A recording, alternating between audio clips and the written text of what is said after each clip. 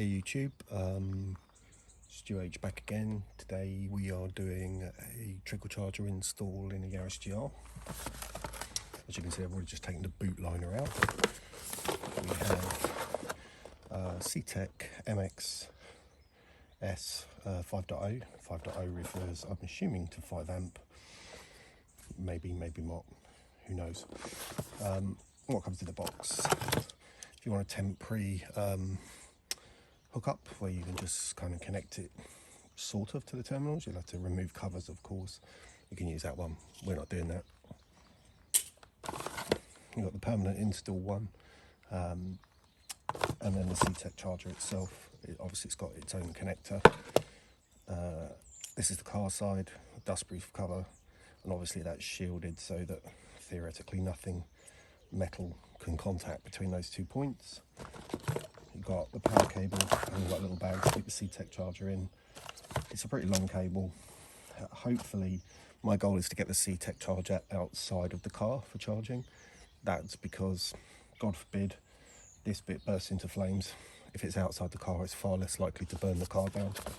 Sure, that's not going to happen. These things are, pretty good, pretty reliable, well thought of, but they do come with a price tag. There are plenty of other cheaper options out there. So we've got the ground, and we've got the live. Obviously the live's got a cover on it,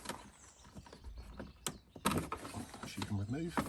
Hopefully you can just about see it there. Yeah, you can see it there. So what we're going to be doing is, I definitely wouldn't put this directly on the battery. You have no fuse between this and here. Really what you want is a fuse as close to the battery as you can get it, so if anything downstream on that live, including that live, gets compromised, the fuse will blow and your car won't burst into flames, or your battery won't be killed, and possibly your ECU and electronics along with it. So we're going to chop this up, put a fuse on there, or make the wiring fit. We're going to put some braiding on it as well and try and make it look a bit nicer, a bit tidier, and then get it kind of set up, hopefully so it can poke out around the carpet, so you don't have to pull the carpet every time you plug in the trickle charger, pull all these flaps up and everything. So hopefully going to get it coming out sort of up in one of the corners like so, for charging. Cool.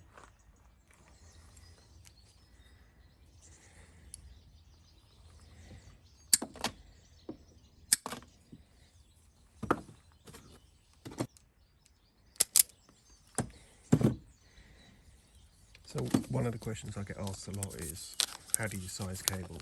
And how do you know what size cable to use? Now on a short run like this, just sticking with what the charger's got is absolutely fine. So obviously what I've done is chop the cable off and strip the cable, and you can buy these cable sizes and they're pretty cheap. And what you're looking to do is just kind of slide this on here, and what you're looking for is it to be a snug fit. There you go. So it's that bit you're trying to get it in, and that's obviously 1.2 millimeters or 18 in American wire gauge. These honestly cost nothing. You better off just having one in your toolbox, and then you can size for that. I'm going to size slightly up. I'll go for a slightly fatter one, so that's 1.42 millimeters squared. And 17. I'll see what I've got cable wise, so I can dig a bit of cable out of my box, find something that matches that exactly, and then we know we've got the right current rating from that perspective. The other question you might have is fuse. So what size fuse to pick in? Well, we said at the beginning that this is a 5 amp unit, so I'm just going to lift it up to 7.5, because you will get spikes when you first switch things on, and you get a current draw, so you're better off being 1 up. That's probably 5 amp continuous, whereas 7.5, if you're blowing them, then maybe go up again. But that's what I'm going to start with. This is 7.5.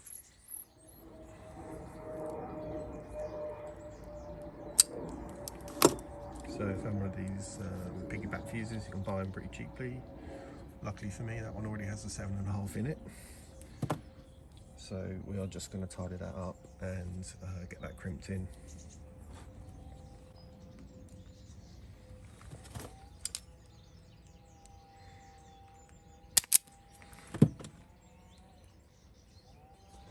I like to use these mini crimps that have got a little bit of strain relief on them.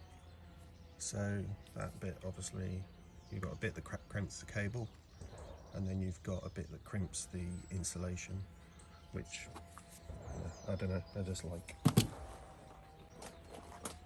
We're going to put heat shrink on it as well, of course.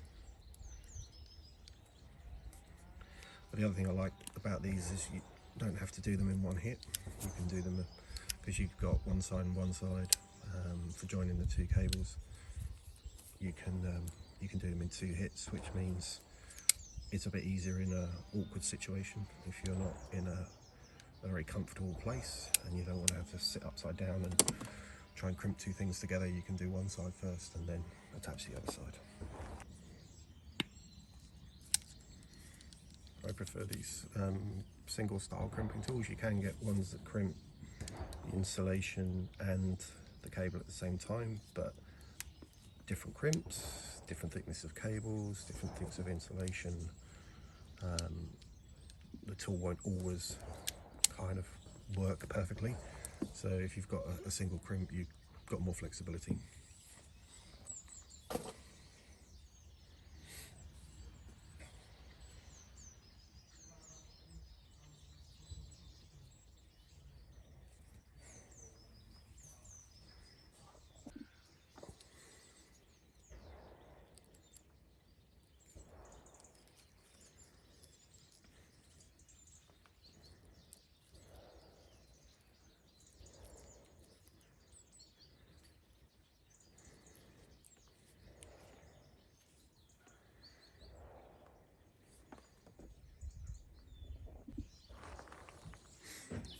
Top tip when you're heat shrinking this kind of braiding, against this kind of braiding, is this stuff can melt. This needs about 200 degrees for the glue inside to liquefy and it to properly bond. This will melt just below that, so take a piece of fire sleeve, bring that up and do your heat shrinking with that fire sleeve there. You can even just pop it just over the end. That will allow you to heat shrink all of that nice and neatly without scorching the braiding. 2 days.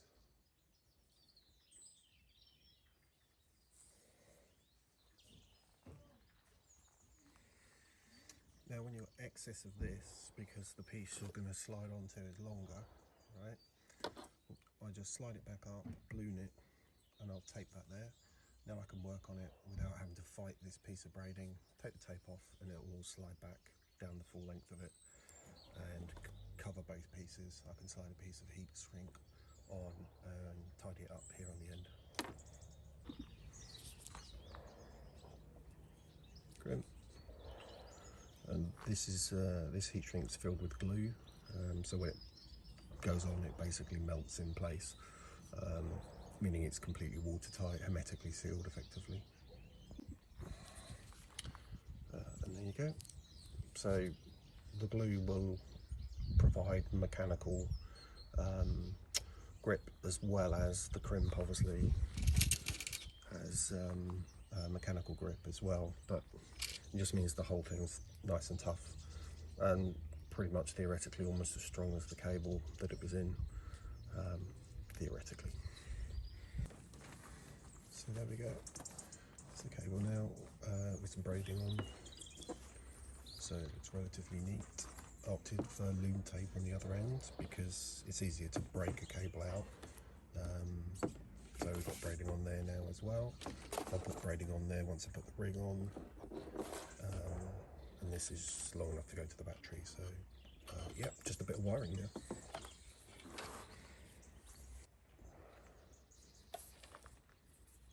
So hopefully you can see this now.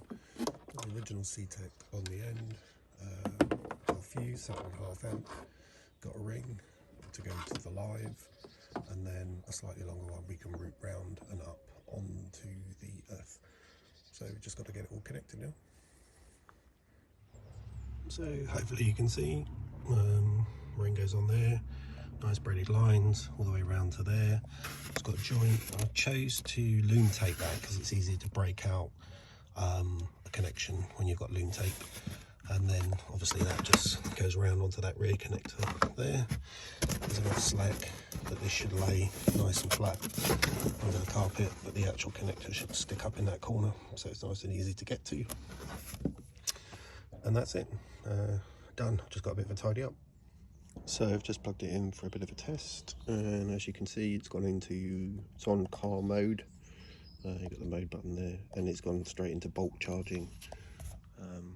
So yeah, it's all connected up. I just got to put the mats back. Everything's working perfectly. Happy days.